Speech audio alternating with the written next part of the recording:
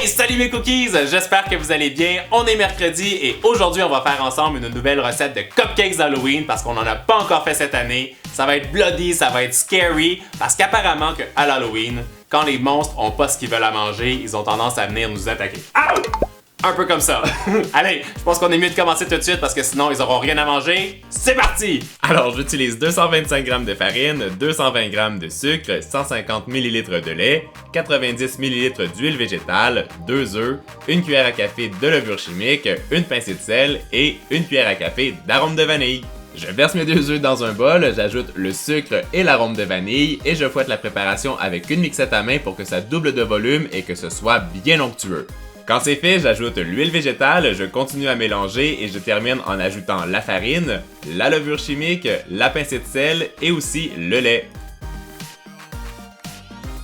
Maintenant que ma pâte est lisse et qu'il n'y a plus aucun grumeau, je transverse la préparation dans mes petites caissettes en papier et moi j'ai fait cette opération avec une cuillère à crème glacée pour que tous mes cupcakes soient bien réguliers. Et hop au four pour 15 minutes à 180 degrés Celsius. Mon astuce pour la recette, quand votre cupcake est cuit et qu'il a bien refroidi, on va venir ajouter du coulis de framboise à l'intérieur pour imiter le sang et en plus pour que ce soit ultra gourmand parce que à l'Halloween, du sang, on n'en a jamais assez. Allez, petite gorgée. Pour la déco, je prends du coulis de framboise, du glaçage décoratif de couleur rouge, de la pâte à sucre blanche, du glucose et du colorant rouge. Première étape, je verse quelques gouttes de colorant rouge dans mon glucose et je mélange avec une cuillère pour imiter notre sang artificiel. Je saupoudre ensuite mon plan de travail avec du sucre glace, j'étale ma pâte à sucre avec un petit rouleau et je veux obtenir une épaisseur d'environ 2 à 3 mm. Quand c'est fait, je prends un emporte-pièce de la dimension de mes cupcakes et je viens détailler des cercles à l'intérieur.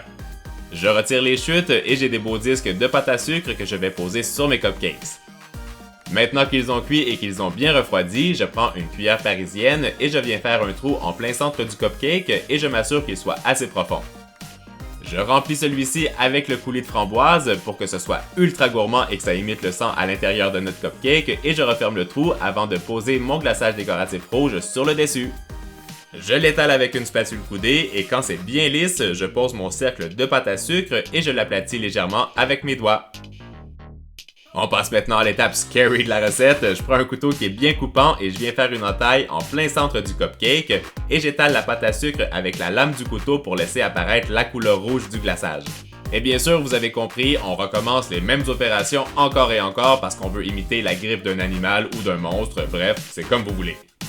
Quand toutes mes entailles sont prêtes, je prends un petit pinceau et mon sang artificiel que j'ai fait avec le glucose et le colorant rouge et je viens remplir chacune des petites cavités pour que ce soit hyper réaliste et qu'on ait l'impression que ce soit une vraie plaie ouverte.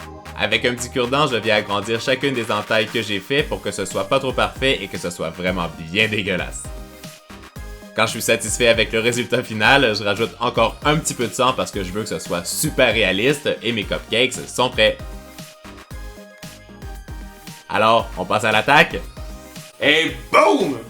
Ouais, je pense que c'est pas mal. Je pense que les monstres vont aimer. Ce qui est le plus important, c'est que ça vous plaise à vous. Si vous avez aimé la recette, vous savez quoi faire. Vous me faites péter le compteur des pouces en l'air et dites-moi en commentaire comment est-ce que vous allez vous déguiser cette année pour l'Halloween. Et pendant que vous faites la lecture du Love Mail, moi je vous donne rendez-vous ce vendredi pour une recette de gâteau slime comestible. Oui, oui, vous avez bien entendu, un gâteau slime comestible pour l'Halloween. Parce que à l'Halloween, tout est possible mes cookies. Je vous souhaite de passer une belle journée et je vous dis à vendredi. Ciao, ciao!